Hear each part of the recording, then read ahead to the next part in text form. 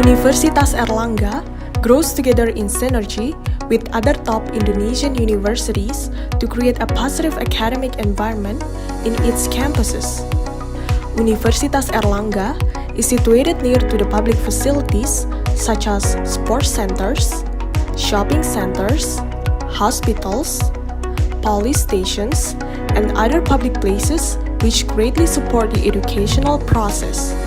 The main campuses are located near to the city center of Surabaya, the vibrant city that also allows Universitas Airlangga to pay attention on its greenery. It is shown by an extensive concern on public parks and cleanliness. It creates a comfortable and refreshing atmosphere for the students during their studies. Despite living in modern and advanced city, students of Universitas Airlangga always uphold humanistic values and live in harmony in the surrounding communities. The students also make positive contribution to the communities. For its contribution to the world, Universitas Airlangga continues to make efforts and take a more significant role in global civilization's development. These are conducted through collaborative researches, international partnership, teaching session, and various community services. All of these efforts are derived from the spirit and the values from Universitas Airlangga motto, excellence with morality. It acts as the foundation for every element of the academic community in Universitas Airlangga to achieve the just and civilized global society.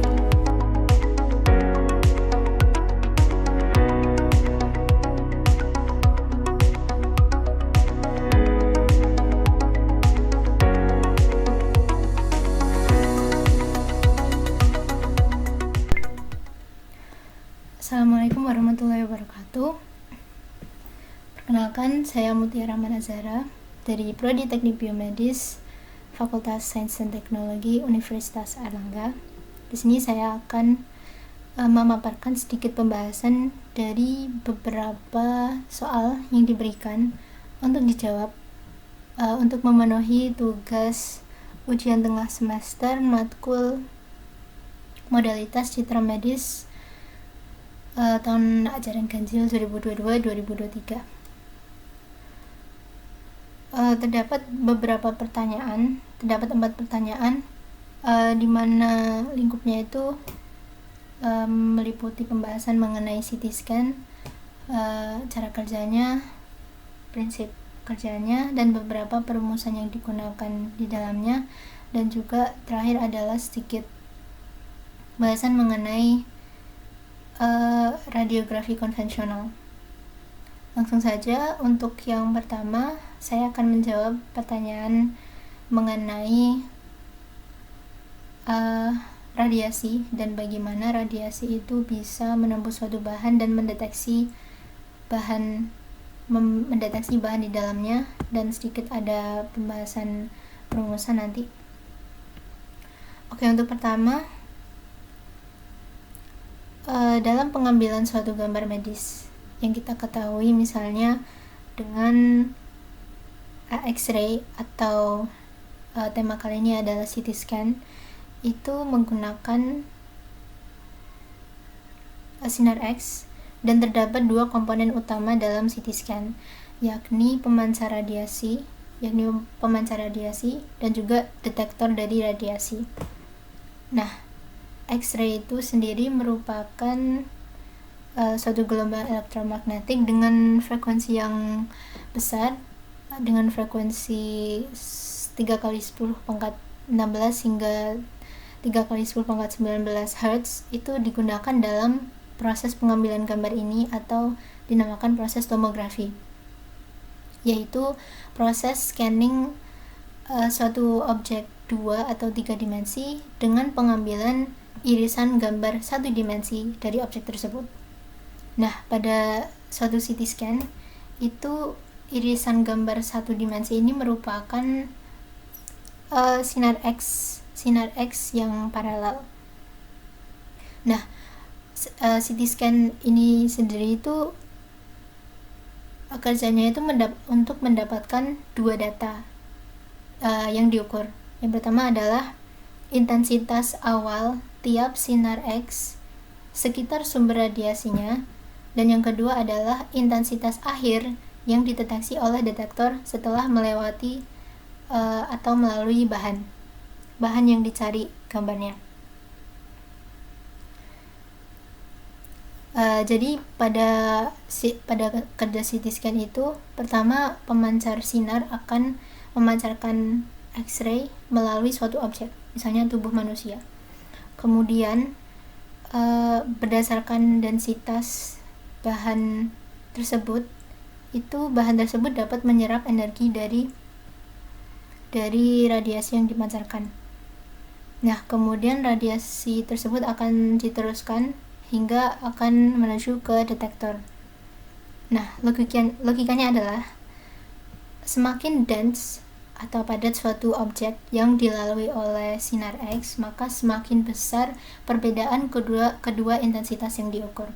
Sehingga dengan mengukur perubahan intensitas suatu sinar, informasi mengenai densitas bahan itu dapat diketahui. Nah, untuk bahan yang lebih kompleks, misalnya tubuh manusia yang ada darah, ada tulang, ada jaringan dengan densitas yang berbeda-beda, itu mengukur intensitas dari satu sinar dari satu arah itu kurang memadai, kurang banyak informasi yang diperlukan. Sehingga caranya untuk mendapatkan lebih banyak informasi adalah dengan mengubah posisi relatif sumber pemancar dengan detektor.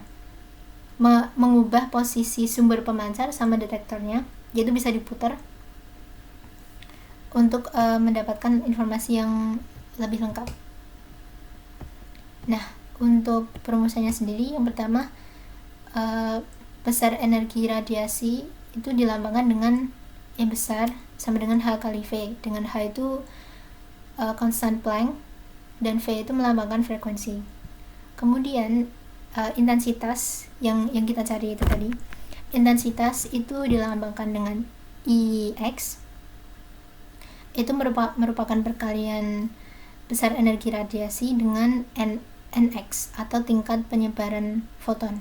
Nah, IX ini dapat juga atau intensitas ini dapat juga kita rumuskan sebagai E pangkat min AX kali X, di mana AX merupakan koefisien atenuasi atau jumlah energi yang diserap per unit ketebalan bahan pada jarak X dari sumber pemancar. Nah, koefisien ini juga yang dicari pada algoritma CT scan. Sehingga untuk perumusan akhir, perubahan intensitas yang didapatkan itu dirumuskan sebagai ln I0 atau intensitas awal per I1 intensitas akhir sama dengan integral AX dx dari X0 hingga X1. Itu untuk pembahasan pertanyaan pertama. Kemudian selanjutnya saya akan menjelaskan mengenai perkembangan CT scan per generasi. Pertama, mungkin saya jelaskan lebih lagi CT scan. CT itu kepanjangannya adalah Computed Tomography. Tomografi itu tadi yang saya sudah jelaskan, yaitu merupakan suatu teknik pengambilan gambar cross section tubuh manusia ataupun benda lain yang menggunakan tadi sinar X atau bisa juga ultrasound. Nah, kalau computed tomography berarti teknik tersebut yang mengintegrasikan atau memanfaatkan teknologi komputer untuk mendapatkan hasil yang lebih efisien dan dapat bisa lebih diolah menggunakan komputer digital. Nah, seperti yang tadi saya jelaskan, terdapat dua bagian dari CT scan atau komponen utama, yaitu pemancar radiasi dan juga detektor radiasi. Nah, tadi kan untuk pengambilan objek yang lebih kompleks itu diperlukan lebih banyak sudut proyeksi yang diambil dari objek tersebut, sehingga diputar-putar dua komponen tersebut. Nah, perkembangan CT scan per generasi ini fokusnya itu perbedaan mencoloknya itu ada di situ, yaitu berdasarkan metode pergerakan kedua komponen tersebut. Dimulai dari untuk yang pertama pada tahun 1971, pada generasi pertama itu metode geraknya adalah translasi rotasi, di mana terdapat satu pemancar X-ray dan satu detektor, di mana pemancar ini memancarkan pancarannya itu lurus seperti pensil, istilahnya pensil atau arah panah atau panah. Nah, itu pemancar ini akan bergerak translasi dari atas ke bawah dulu untuk meng-scan bahan, kemudian baru berotasi untuk mendapatkan sudut lain. Nah, waktu untuk mendapatkan satu irisan gambarnya itu cukup lama, sekitar 5 menit, dan waktu itu pengambilan gambar menggunakan generasi ini itu dapat mengambil gambar kepala saja. Kemudian untuk generasi berikutnya, yaitu generasi kedua pada tahun 1974, itu prinsipnya kurang lebih sama dengan generasi pertama, tapi berbedanya adalah pemancar sinarnya itu membentuk kipas. Jadi di bawah ini merupakan sumber X-ray-nya, nah tapi dia dapat menyebar sehingga sekali memancar itu dapat ditangkap oleh beberapa detektor sekaligus, bisa sampai 5-50-an. Nah, ini waktu pengambilan gambarnya itu lebih cepat, dimana tadi itu 5 menit, sekarang bisa 20-120 detik.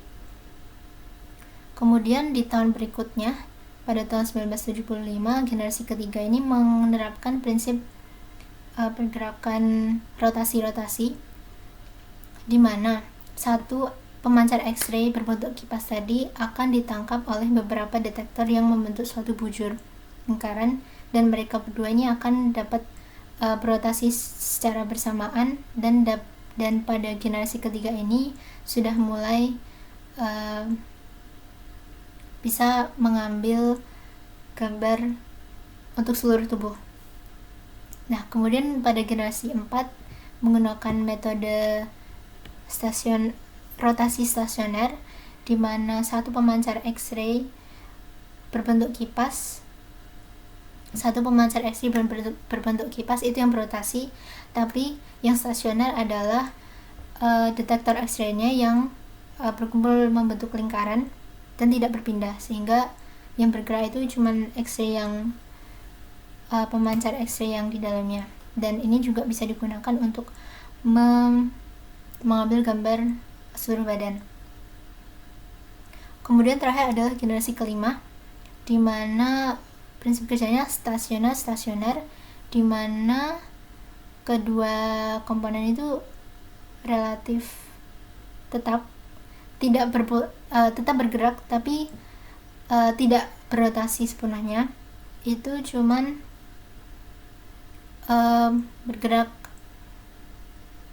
pada sudut tertentu gitu, dan ini pengaplikasiannya dikhususkan untuk pengambilan gambar kardiak atau jantung. Nah, itu merupakan sedikit pembahasan mengenai perkembangan CT scan per generasinya. Nah, selanjutnya saya akan menjelaskan sedikit tentang transformasi radon. Transformasi radon dan penggunaan perumusannya dalam CT scan.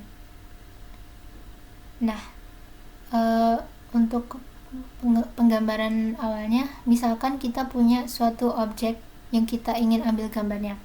Misalnya ini objek 2 dimensi, biar lebih gampang visualisasinya. Kita punya suatu objek 2 dimensi fxy yang kita letakkan pada sumbu kartesius. Kemudian dibuatlah suatu garis yang merupakan penggambaran garis detektor sinar X. Kemudian kita buat juga suatu garis sinar X yang kita pancarkan melalui objek fxy. Ini kita namain sinar X ini kita namain L. yang melewati tengah-tengah objek dan sampai pada garis detektor. Yang kita lambangkan juga kita rumuskan L sama dengan X cos theta plus Y sin theta sama dengan T. Kemudian jika kalau kita ambil integral objek fxy pada garis L tersebut, kemudian kita terapkan untuk semua sudut proyeksi dengan memutar sumber pancaran sinar X dan juga detektornya. Kayak tadi kan bergerak itu untuk mendapatkan lebih banyak informasi gambar, maka itu didapatkan suatu rumus transformasi radon, yaitu RF sama dengan integral fxy sepanjang garis L. Sehingga dari perumusan ini kita dapatkan suatu gambar irisan satu dimensi dari sudut proyeksi objek dua dimensi. Nah, pengaplikasiannya pada CT scan ini kan dua dimensi, satu dimensi, tapi dalam CT scan ini kita dapat mengambil suatu gambar irisan dua dimensi dari sudut proyeksi objek tiga dimensi. Kemudian pertanyaannya adalah, misalkan kita sudah dengan transformasi radon ini mendapatkan beberapa irisan gambar dua dimensi dari objek tiga dimensi. Apakah bisa kita membalik prosesnya, yaitu dengan kumpulan irisan dua dimensi ini itu kita mendapatkan bentuk tiga dimensi kembali. Disinilah inverse dari transformasi radon itu berfungsi. Nah, jika suatu fungsi itu menggambarkan suatu densitas yang tidak diketahui, transformasi radon akan mewakili data proyeksi yang didapatkan sebagai output scan tomografi, sehingga inverse dari transformasi radon dapat digunakan untuk merekonstruksi ulang densitas awal dari data proyeksi yang didapatkan.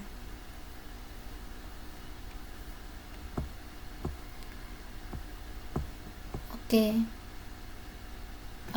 Mungkin saya ingin sedikit menjabarkan sedikit juga bahwa kalau transformasi radon ini tidak ada hubungannya sama elemen radon atau Rn yang merupakan hasil peluruhan radium. Tapi radon ini merupakan nama dari ilmuwan yang membuat perumusannya ini, yaitu Johann Radon. Kemudian untuk pertanyaan terakhir yang akan saya jabarkan pembahasannya adalah bagaimana cara meningkatkan kontras gambar dari radiografi konvensional.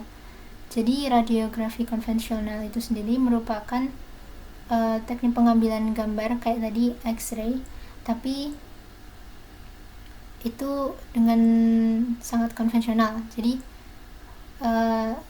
ada pasien, dia dipancarin suatu sinar X melalui tubuhnya, kemudian akan ditangkap kembali oleh suatu layar.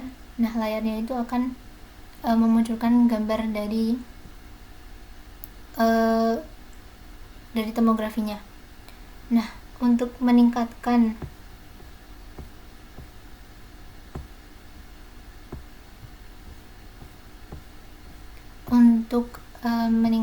kontras dari gambar radiografi konvensional ini,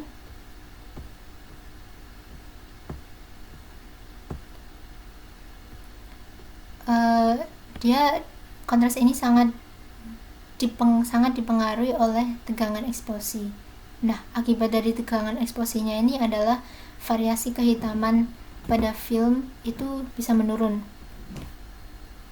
Sehingga untuk meningkatkan kontras dari hasil penciptaan radiografi itu diperlukan faktor eksposi yang tepat, yaitu dengan memberikan besar tegangan, arus, dan waktu yang tepat. Nah, pada radiografi konvensional, bahan filmnya itu juga memiliki pengaruh kontras pada hasil citra yang dihasilkan.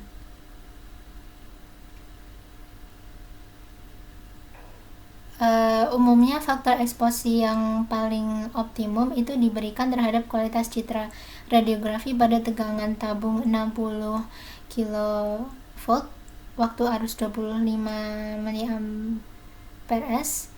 karena citra radiografi dapat dibaca dan sudah memenuhi kualitas citra yang baik. Pada radiografi konvensional ini, bahan film juga memiliki pengaruh kontras pada hasil citra yang dihasilkan tadi.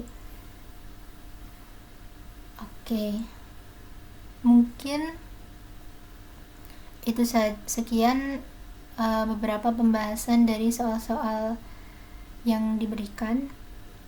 Kurang lebihnya mohon maaf. Terima kasih atas perhatiannya, dan saya terbuka untuk diskusi di kolom komentar.